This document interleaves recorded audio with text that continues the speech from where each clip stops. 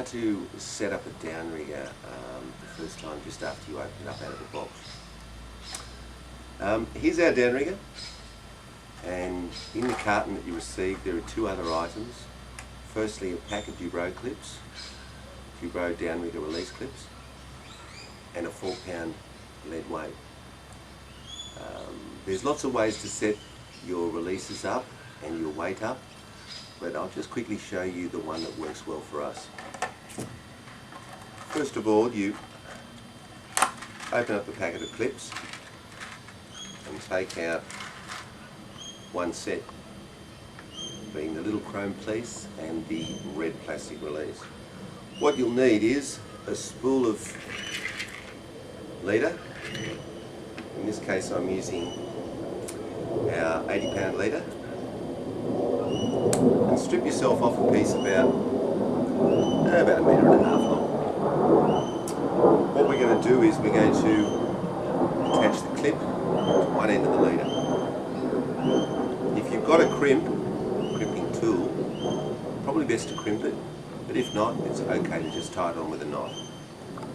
So I'm taking the leader and I'm putting it through a crimp, then I'm putting the end of it through the small hole on the end of the release and putting it back through the crimp once more. Draw it through so it's standing a bit proud of everything else. Grab a cigarette lighter and just cook the end of the leader so it flares a bit, and then tap it on the side of the metal windshield of the lighter. That gives a little bit of a flange. And draw it back through. Make a nice little loop there so there's some play. Grab hold of your crimping pliers. Put the crimp in the correct size fitting. And crimp it up tight. With the other end, you do exactly the same thing, but on the downrigger weight. So I'm putting the line through the crimp, then through the ring on the top of the weight, then back through the crimp again, and I'm going to cook the end once more. Just gives you a little extra security there, because the swollen, burnt end of the leader barely fits through the crimp. So I'm making a nice little loop there, lining it up vertically, crimping tool again. Whoop.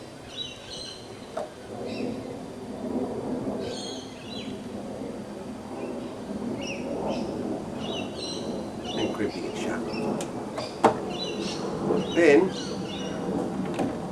put a leader on the end of your weight. Now when the downrigger is on the in the rod hold of your boat, you undo the heavy heavy snap swivel on the end of the braid, and you put the weight through the brass ring onto the snaps like so. So what you've got then is you've got the weight and the leader going back to the release clip. The handy part of this is that as you're going along in the boat, no matter what sort of downrigger you've got, if the weight is suspended from the end of the boom, it tends to swing with the movement of the boat. With our downrigger, or really with any downrigger I suppose, you can lower the weight so it's just resting on the water, which stops it swinging, and then you can use this length of leader to work and connect your rod, the line from your rod, without having to reach out over the water and try to grab a swinging weight. It all works very simply. Now we're ready to set up the rod. With our downrigger, of course, it has an adjustable rod holder. If you hold the base of the rod holder mount and pull the tube out, it's on a spring with a detente, and it will come down and set at a lower level. got a cross pin in the bottom of the rod holder, and what that means is that if your downrigging rod has a gimbal mount, it'll lock in there on the cross piece. With a bit of angle, even short rods, the rod tip will be outside the boom head, which is good. Now what we're going to do is show you quickly how to put a live bait onto the hook, how to attach a live bait to keep it swimming freely and get the best performance out of it. For the live bait today, I'm just going to use a little soft plastic lure which is about the same size as a garfish. What you do is, you'll need a small live fish, a bait needle, and a rubber band, probably about size 14 to 16. Put the rubber band on the bait needle like so, and get a live bait out of the bait tank. Now what you do is, hold the live bait firmly with the head facing forward, and you put the bait needle through the eye socket, not through the eye, just through the socket in front of the nose towards the baitfish's mouth. You draw the needle through and you'll end up with two loops either side of the baitfish's head. Put a finger through those and let the baitfish just hang with the rubber band. Grab your hook. We use a short shank 7/0 for small inshore kingies, and put the hook through the double loops, twist once and back through, and your hook is attached to the live bait. Probably best to have the boat going forward. If it's an outboard powered boat, we find that usually just off neutral, with the throttle just off neutral, you'll be doing about 1.5 knots. And just making sure everything's lined up. Drop your baitfish and lead her over the stern like so. Have a look back. Make sure it's swimming straight.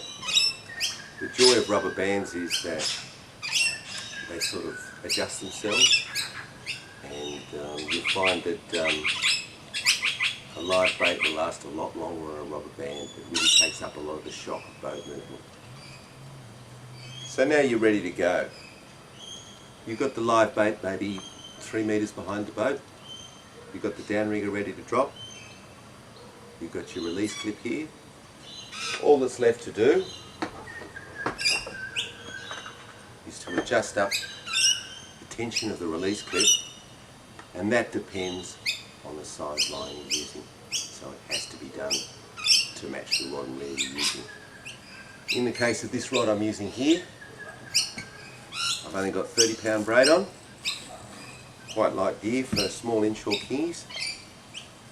I take a small screwdriver and I tighten up the screw on the side of the release clip, like so.